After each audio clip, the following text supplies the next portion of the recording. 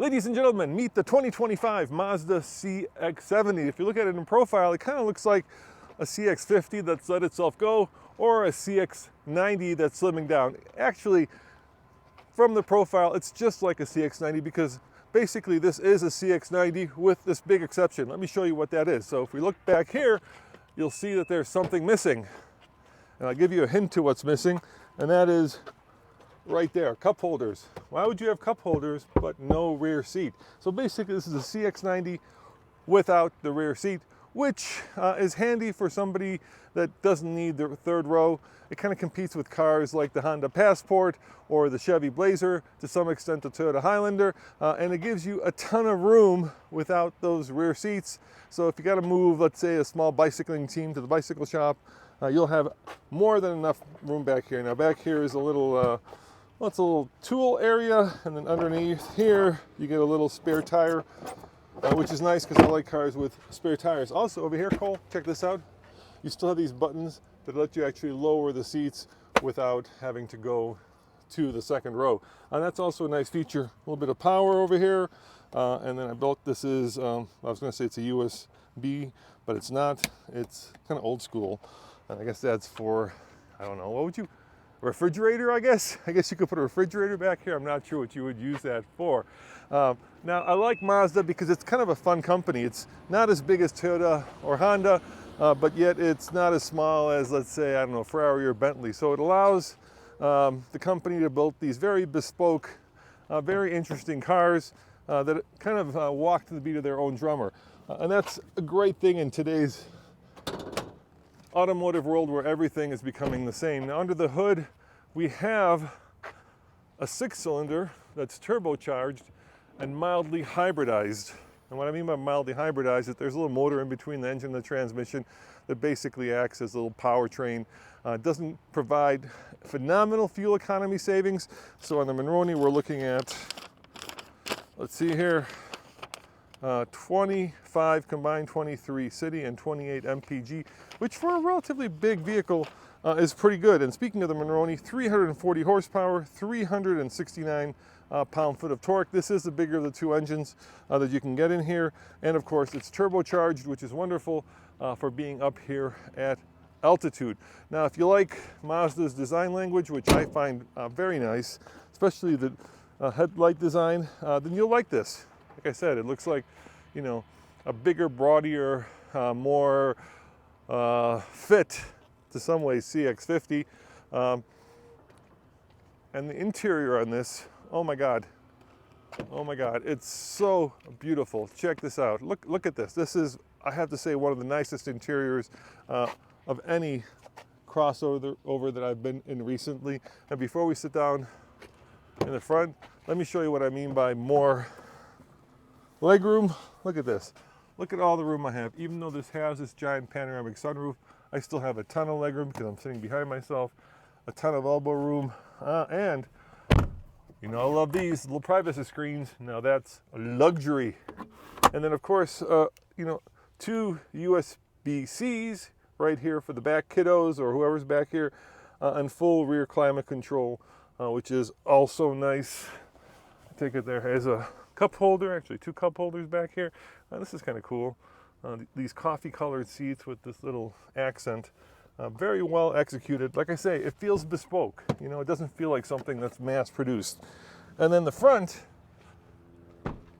gets even nicer because of course this coffee colored theme is carried throughout.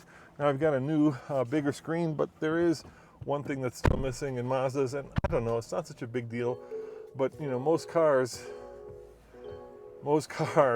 allow you to control the screen from that functionality, but this still has a traditional rotary knob. Now I've been driving a BMW i8 for the last 5 years, so I've kind of gotten used to it, so I don't hate it as much as I probably would have. Let's say, you know, if I had done this review last week. I also love this. I'm not sure if this is Alcantara, but it's fuzzy and furry and soft and feels expensive. Also, real or fake wood, not sure, but once again, looks very classy. As with all cars, many different camera views right there, so course, bird's eye view, and then you could swap those around. Oh, forgot. Maybe I am forgetting that this is kind of a pain in the butt. Side views, front view, pretty cool. The usual. I do like this temperature controls that are real with real buttons. I'm going to give it up to Mazda for actually not getting rid of the HVAC controls. And then, of course, you've got both heated and vented seats, heated steering wheel, and digital display right there, which looks very nice, actually. I'm starting to hate digital displays when they first came out, and I think the first one I saw was in a Range Rover. This must have been 20 years ago. I was fascinated by them. Now I'm kind of getting over them, and I kind of feel like it would be nice to have something that's a little bit more old school and bespoke. Nice little cubby right there, plenty of room. And then, of course, you've got your volume knob right here, different drive modes. So you've got normal, sport, and off-road. Not that anybody's going to take this off-road. And the other thing I like, which some vehicle manufacturers do, is you can actually adjust the seatbelt up and down manually. And for somebody who's tall, like I am, it's nice that you can have that thing adjusted upwards so that the seatbelt doesn't go around your belly and make you feel fat. Like I said, this car kind of looks like it's either let itself go or it's getting into shape. Kind of like me. Depends on your point of view. All right, let's take it for a drive. This is kind of interesting. To put it in drive, you kind of got to go right and then down. We do have hill descent. Like I said, we do have numerous cameras that we can use. And let's see how it drives.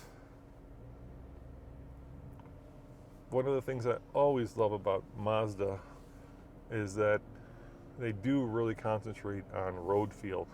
I would think that many manufacturers in this segment would focus their attention on either how much a car costs, in other words, economy, affordability, or even design. But Mazda does two things, and they do two things very well. One of them, of course, is design a car that feels special and feels like no other vehicle in the industry, and I think they've hit the nail on the head with this one.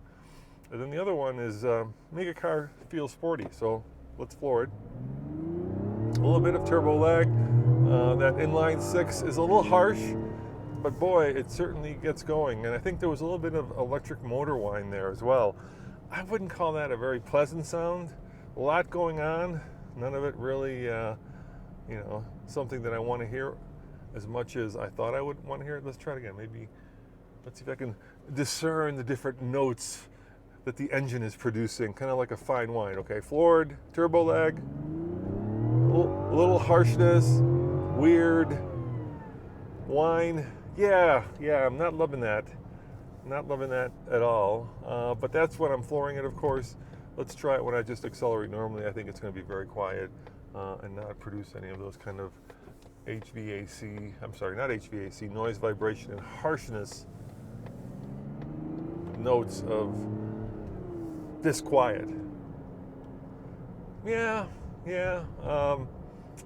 Not what I was expecting, but not horrible. Inline sixes tend to be the most smooth, the most well-balanced, the most, in some ways, intriguing forms of internal combustion. I mean, look at BMW. They basically built a company on an inline six. So I'm a big fan of inline sixes, and yet this one, maybe because of the little internal electric motor, isn't quite as robust as I thought it would be. All right, enough about the engine note. In terms of its driving characteristics, it feels well dampened going over these little expansion joints. The steering is very linear and very direct. Brakes are easy to modulate. I can really tell just how much or just how little I need to use my foot. And then in terms of fun to drive, yeah, I mean, it's no Miata, let's put it that way. Now, at this point, you probably might be wondering, how much does this vehicle cost? So let's jump out and we can take a look at the Monronian. If you're guessing $30,000, you're wrong, because the average new car price today is about $48,000.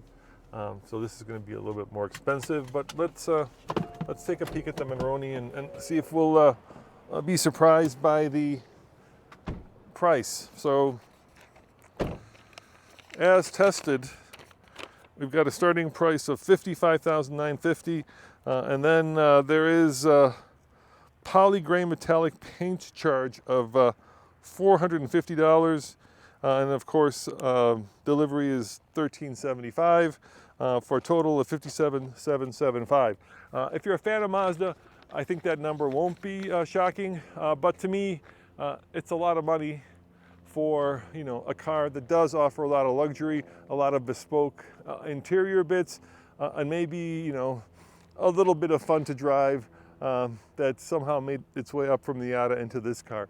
Anyway, guys, let me know in the comments below, what do you think of the new Mazda CX-70? Would you rather go for the CX-90 and get that third row, or would you want the plug-in hybrid version of this, which is coming very soon, so that you can drive around on all electricity and not worry about all that power plant hybridization or mild hybridization that we just felt and experienced. As always, this is Roman saying check out alltfl.com for more news, views, and of course, real world reviews. See you next time. Ciao.